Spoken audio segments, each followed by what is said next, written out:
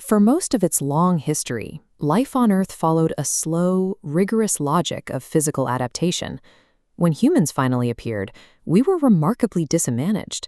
We are soft-bodied, we are relatively slow, and lack the natural weaponry common to apex predators. Under the normal rules of natural selection, a species without speed, claws, or armor should have been an evolutionary dead end. Instead of physical defenses, biology made a massive investment in neurological density. This specific biological wager replaced physical dominance with cognitive power, shifting the trajectory of life on the planet. This high-density brain is metabolically expensive. With 86 billion neurons, the organ consumes roughly 25% of the body's daily energy. This investment created a dual cognitive system. It begins with System 1, a fast, instinctual mind driven by fear and hunger, designed for immediate survival on the savanna.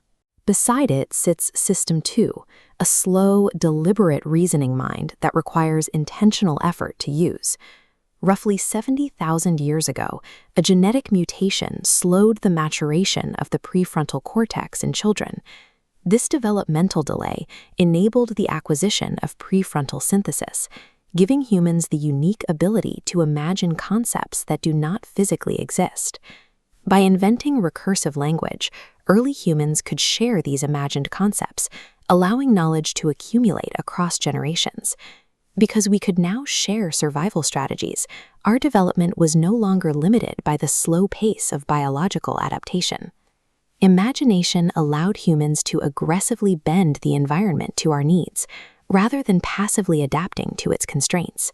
This cognitive advantage fueled the rapid rise of human civilization, eventually leading to the birth of heavy industry. In the mid-20th century, our ancient biological drives collided with modern industrial capability. The System 1 brain, designed to hoard resources in times of prehistoric scarcity, successfully hijacked global industrial output. This set of 12 graphs shows how global GDP, population, and resource extraction began to skyrocket simultaneously after 1950. Looking at the data for large dams and water use, we see the physical evidence of this rapid infrastructural footprint expansion. The exact survival instincts that sustained us on the savanna have transformed humanity into a planetary-scale geological force. This exponential growth has incurred a massive ecological debt. These satellite images of the Aral Sea demonstrate how relentless resource extraction can rapidly dismantle a natural geography. Maintaining this level of expansion requires the destruction of critical habitats, clearing forests to feed human demand.